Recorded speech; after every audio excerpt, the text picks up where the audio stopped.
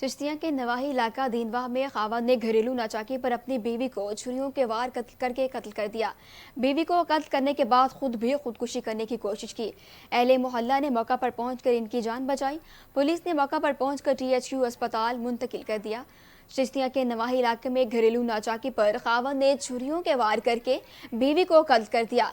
बीवी को कत्ल करने के बाद खुद भी गले में फंदा डालकर खुदकुशी की कोशिश की, लेकिन अहले मोहल्ला ने मौका पर पहुंचकर शोहर की जान बचाई। अहले मोहल्ला की जानिब से पुलिस को इत्तला के बाद पुलिस मौका पर पहुंच गई और खावंद को तशवीशनाक हालत में THQ अस्पताल मुंतकिल कर दिया, जहां इनको इब्तदाई तिबी अमदाद दी जा रही है।